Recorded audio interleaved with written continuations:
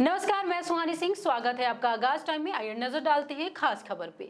लखनऊ में भाजपा एमएलसी रामचंद्र सिंह प्रधान ने प्रधानमंत्री नरेंद्र मोदी के 11 साल कार्यकाल के 11 साल बेमिसाल करार देते हुए केंद्र सरकार की उपलब्धियों को गिनाया। उन्होंने विकास योजनाओं की लंबी लिस्ट भी साझा की और कहा, मोदी सरकार ने देश को हर क्षेत्र में नई ऊंचाइयों तक पहुंचाया है। अहमदाबाद विमान हादसे पर गहरा शोक व्यक्त कर उन्होंने पीड़ित परिवारों के प्रति संवेदनाएं जताई और कहा कि केंद्र सरकार हर संभव मदद कर रही है। साथ ही बताया कि प्रधानमंत्री नरेंद्र मोदी खुद हालात का जायजा लेने अहमदाबाद पहुंचे थे। तो वहीं इस मुद्दे पर हमारे संवाददाता समीर ने भाजपा एमएलसी से बातचीत की। आइए देखते हैं उन्होंने आगे क्या कुछ कहा।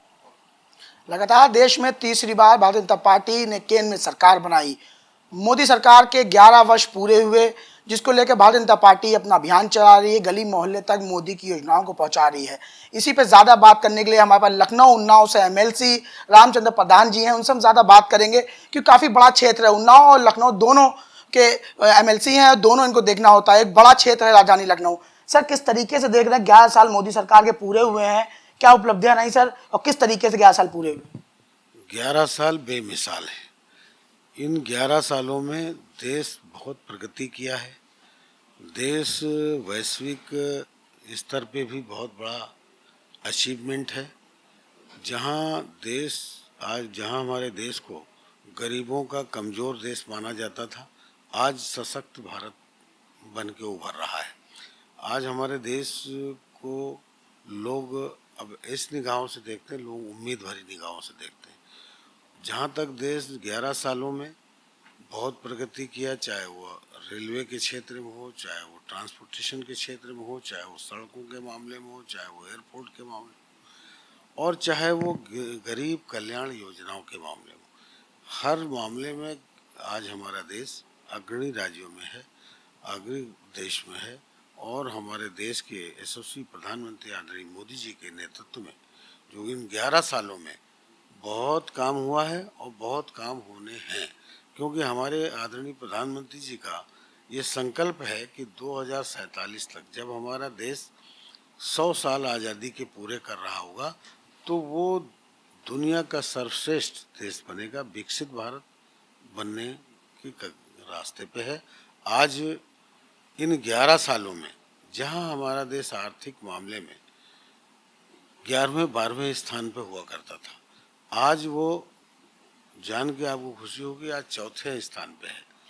और आने वाले 2 सालों में 2047 तक हमारा देश अग्रणी 3 राज्यों में होगा, तीसरे स्थान पे आ जाएगा। इसलिए हमारे देश ने बहुत प्रगति की, हर क्षेत्र में प्रगति की है, चाहे शिक्षा का क्षेत्र में हो, चाहे कृषि के क्षेत्र में हो, हर क्षेत्र में आगे है और आगे बढ़ने वाला है। सर, जिस तरीके से मोदी सरकार ने 11 साल अपने पूरे किए, विपक्ष को पच नहीं रहा है। विपक्ष के नेता हैं राहुल गांधी, वो कह रहे हैं 11 साल में कुछ नहीं हुआ है, सिर्फ प्रचार हुआ है, टीवी चैनलों पर प्रचार हुआ है और हवा प्रचार हुआ है, लेकिन धरातल पे कुछ नहीं है।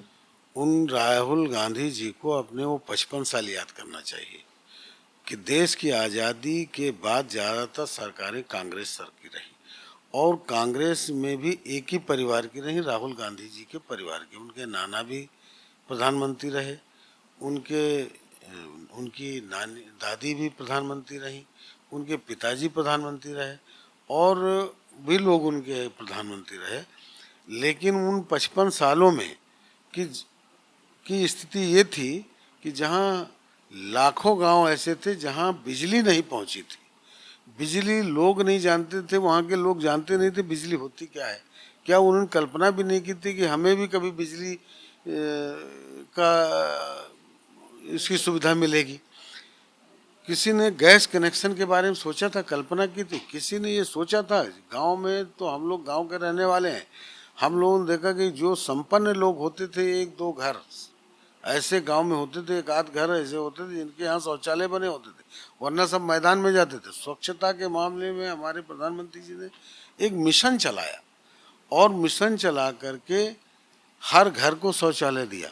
और वो शौचालय नहीं, हमारी माताओं बहनों के लिए वो सम्मान इज्जत घर है। इसलिए और उनकी चिंता किया, उनके आंखों में धुआं न लगे, इसलिए उन्होंने गैस सिलेंडर दिया, तमाम ऐसी योजनाएं किया जो गरीब कल्याण की योजनाएं थी। आज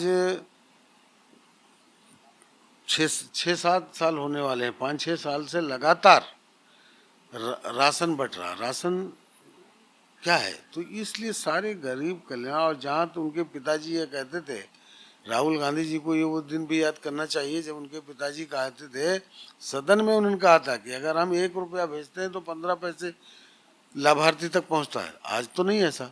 जनधन कल्याण योजना के अंदर जब प्रधानमंत्री जी ने सब खाते खुलवाना शुरू किया तो लोग मजाक उड़ाते थे। लोग कहते थे ऐसा संभव है क्या, लेकिन संभव हुआ ना। उसका संभव, लोग मजाक उड़ाते थे कि मोदी जी 15 लाख रुपए भेजने वाले हैं, लेकिन आज वो साकार होते दिखा कि नहीं। क्योंकि जब वही जनधन खाते में आज लाभार्थी के खाते में सीधे उनके खाते में पैसा आता है।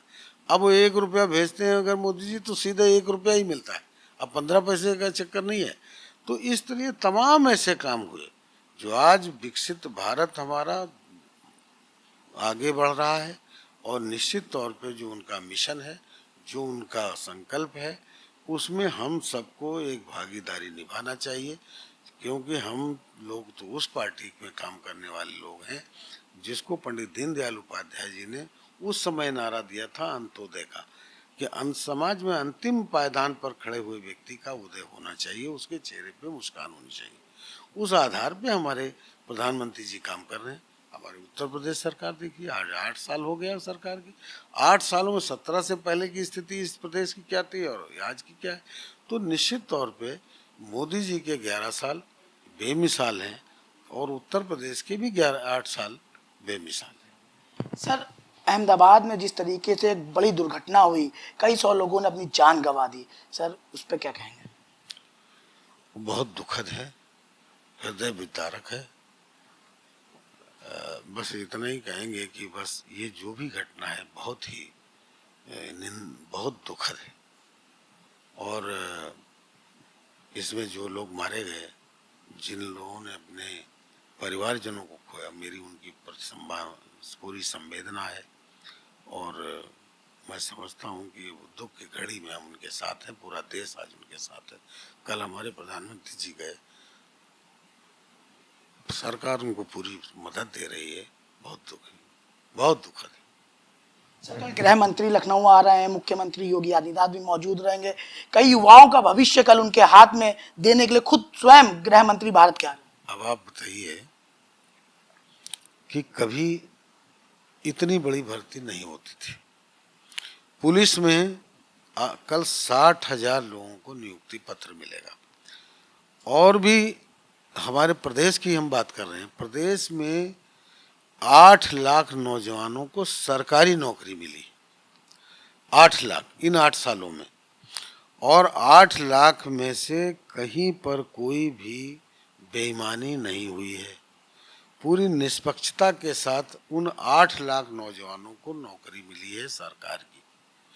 उसी परिवेश में जिससे 60,000 लगभग कल नियुक्ति पत्र बांटे जाएंगे उन नौजवानों को। सिपाही भर्ती में जो पुलिस में भर्ती हो रही है, पहले भर्ती होती थी तो एक लिस्ट जारी होती थी समाजवादी पार्टी की सरकार में, और लिस्ट जाकर के वो चली जाती थी। वो कैसे कितना, तो ये तो आप पूरे जग जाहिर है, सब जानते हैं। तो आज निष्पक्षता के मामले में उत्तर प्रदेश के बल्कि देश के सारे नौजवानों में एक उम्मीद जगी है कि अब निष्पक्ष ही होगा, अब कोई बेईमानी मक्कारी नहीं होगी। अब ईमानदारी के साथ जितना जिसकी जो कैपेसिटी है, चाहे वो उसको नौकरी मिलेगी।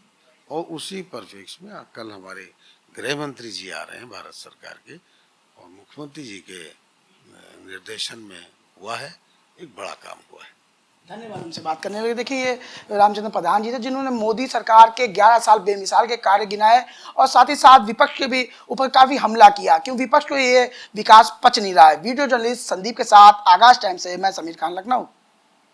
ऐसे तमाम बड़ी जानकारियों के लिए जुड़े रहें आगाज टाइम के साथ। धन्यवाद।